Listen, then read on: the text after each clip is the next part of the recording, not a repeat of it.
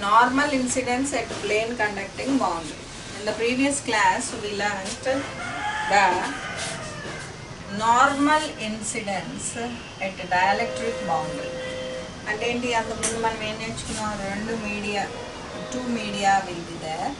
One is a dielectric medium and the other is also a dielectric medium, and the boundary between dielectric medium, that is the dielectric boundary will be formed.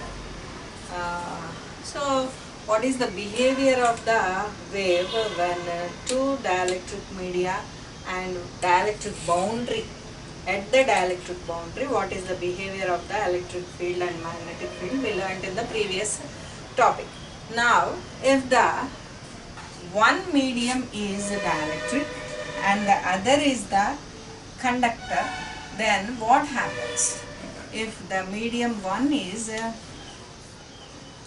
చూడండి ఇక్కడే ఉంది, medium 1 is a dielectric, perfect dielectric, and medium 2 is a perfect conductor.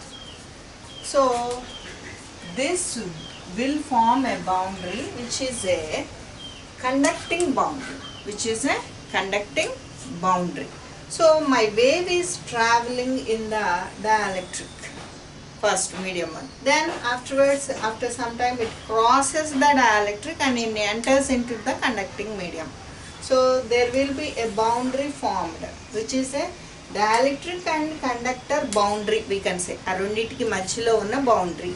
So to differentiate we call it as a conducting boundary. అనగానే మనకు గుర్తు రావాల్సింది ఏంటి, one medium is dielectric, the other is the conductor. The wave is passing from dielectric medium to conducting medium, అది మనం గుర్తుపెట్టుకోవాలి. Now what are the properties of the dielectric, perfect dielectric medium, and what are the elements of this medium are eta 1, epsilon 1, mu 1 and sigma 1. These are the characteristics of the dielectric medium. And what are the characteristics of the conducting medium? Eta 2, epsilon 2 and mu 2 and sigma 2. These are the characteristics of the conducting medium. And we know that the medium 1 is a perfect dielectric, so sigma is equal to 0, and medium 2 is a perfect conductor, so sigma 2 will become infinity. And if sigma 2 conductivity is infinity, so resistance is going to be 0. So eta is the intrinsic impedance, అనుకున్నాం కదా, intrinsic impedance, that is going to be 0. Now this perfect dielectric will have an intrinsic impedance eta 1.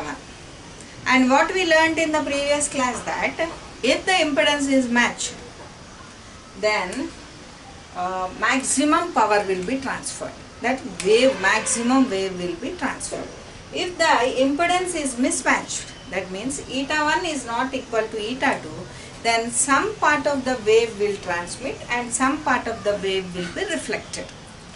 So mismatching will cause the reflection, and here the resistance, intrinsic impedance of the other medium is 0.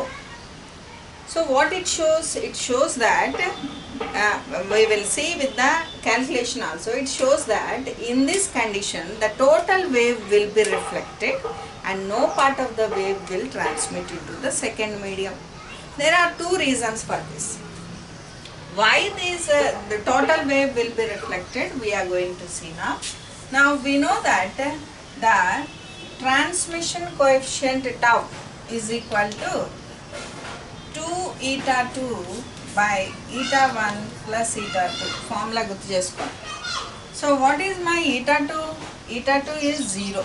So 0 by something will give 0. That means the transmission coefficient is 0. 0 means no part of the wave transmitted into the second medium. That is the actual meaning. And there is another reason for the wave which is not transmitting in the second medium is that because the second medium is a perfect conductor will not pass the wave. If ever any wave is passed within a small distance only, the wave will diminish, which is called skin depth. Skin depth ane topic lo మనం నేర్చుకున్నాం. So only on the peripheral of the conductor, that is on the skin of the conductor itself, the wave is going to be attenuated completely. Alpha maximum ఉంటుంది అనమాట, మొత్తం attenuate అయిపోతుంది కనుక no part of the wave will pass through the conductor. Next, if you, and what is the formula for this? What is tau? Tau is the transmission coefficient, which is ET by EI, that is transmitted wave by incident wave. Next, capital tau is equal to, which is nothing but it is a reflection coefficient, which is ER by EI, that is the electric field of the wave incident and electric field of the wave reflected. Now what is the formula for this? Eta 2 minus eta 1 by eta 2 plus eta 1. అందు ముందు నోట్స్లో verify చేసుకుంటే ఉంటుంది. So what is eta 2? 0 minus eta 1 by 0 plus eta 1, which will give minus 1. That means what it shows, that reflected wave magnitude will be equal to the incident wave magnitude but in opposite direction. So ER is going to be minus EI. This is the formula we get through this. Now what happens means, at the boundary whatever wave is incidented, that will be reflected with the same amplitude. Why I am saying that it is having same amplitude means, your for a perfect dielectric, the sigma is equal to 0 and also the alpha is also 0 for a perfect dielectric. That means attenuation is going to be 0 in the perfect dielectric. So the same, no amplitude loss will be there, because perfect dielectric is nothing but lossless medium. So the same thing will return back. While here we will encounter with an interesting topic which is called standing waves. Standing waves, what are standing waves? Standing wave is a wave in which two waves which will propagate in opposite directions will combine to give a wave which is a standing wave which will not propagate. And ఏంటి, ఒకటి incident అయిన wave it is propagating in the plus Z direction, అంటే ఇక్కడ consider చేస్తే z equal to 0 అని నేను తీసుకున్నాను కాబట్టి there is no particular rule that only the wave should propagate in z direction అనే రూల్ ఏం లేదు. We can take any direction, అంటే ఎక్స్లో it can propagate x, it can propagate in y direction also. According to that propagation, the other electric field and magnetic field will be adjusted. So here we have taken z equal to 0 plane and తీసుకున్నాం కాబట్టి our wave propagation is along z direction. So when this incident wave is propagating along positive z direction, your reflected wave will propagate along minus z direction. So these two waves are propagating. These two waves are propagating, but they will combinedly form a wave which is called standing wave, which will not propagate. That is the thing we are going to learn, a new thing here, and we will study it detailedly in the next transmission line topic. Now, so what we got the transmission coefficient as 0 and reflection coefficient as -1.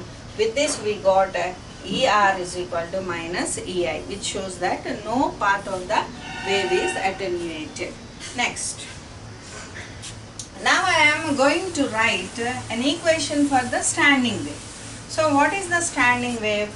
Standing wave is represented with E1S bar. Why I wrote 1 here means the standing wave is formed in the medium 1. To show that S stands for standing wave and 1 stands for standing wave formed in the medium 1, and this is the electric field of the standing wave that I am going to derive this. Now what is my wave is going to be EI, incident wave, into e to the power of minus gamma 1z.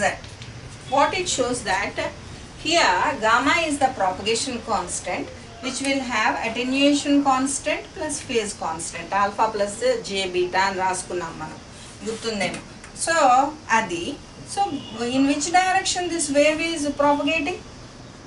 It is propagating along the positive z direction. Ikkada minus z అని ఉంటే అది along the positive z direction, plus z ఉంటే that along the minus negative z direction అన్నమాట.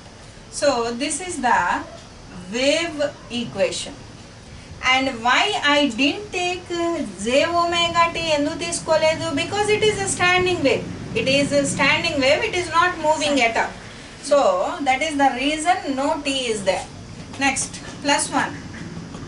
Plus what is the, in medium 1, standing wave will be formed with the propagating incident wave and reflected wave. So I wrote incident wave equation. What is the reflected wave equation is going to be ER bar into e to the power of gamma 1z. Why gamma 1? Because it is the gamma which is related to the first medium 1, and plus z రాసాను కాబట్టి ఇది negative z direction లో ఉంటుంది. And let me write this. E1s bar is equal to EI bar plus ER bar, and this is only the magnitude. Next thing. Now what we have derived here into, and I am talking about the electric field, and electric field in my particular wave is represented with along the direction of x-axis, along the direction of x-axis. So if EI is equal to e to the power of, and here what am I considering? I am considering medium 1. What is medium 1? Medium 1 is a perfect dielectric. Perfect dielectric means alpha is going to be 0. So alpha 1 j beta 1 will be my gamma 1. In this, alpha 1 is going to be 0. So what I will get? I will get minus j beta 1 z, and instead of ER I can write minus EI. Can I write or not? Yes. From the reflection coefficient I got ER is equal to minus EI. So minus EI into e to the power of, this is also in the medium 1, first medium. So j beta z I will get into AX bar. This is my standing wave electric standing wave formula along the x direction. So when standing wave lo electric field gurinchi maatladunam, electric field gurinchi. So now if I take EI as common, I will get e to the power of minus j beta 1z minus e to the power of j beta 1z AX bar. Now I expand this. If I expand this, what I will get? ఇక్కడ చూడండి, ఇక్కడ minus ఉంది. So what I can write it as j of something.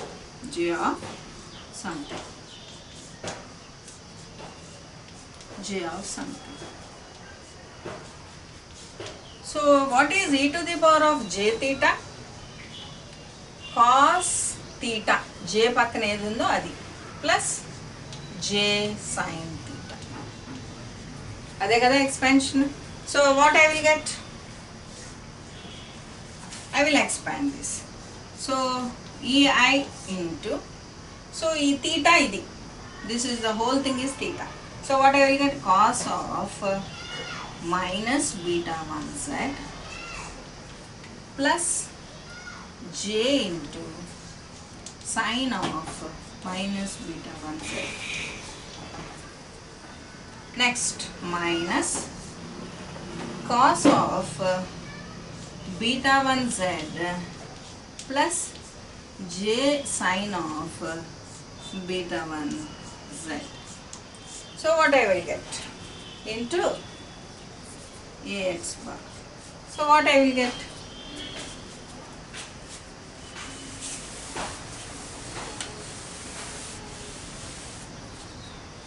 So this is minus, so it will become minus. This is also will become minus, and this is the minus sign for, this is also minus sign for cos. Minus will not come out, but for sine minus will come out, so it will become plus only for cos, but for my sine it will become minus, so the minus sign will come out. So what I left with? Plus cos of beta 1 z and minus cos of beta 1 z, both will be cancelled out, and what I will get finally is E1s bar is going to be minus 2E1j sine beta 1 z ax bar. This is my resultant standing wave. This is my resultant standing wave. So,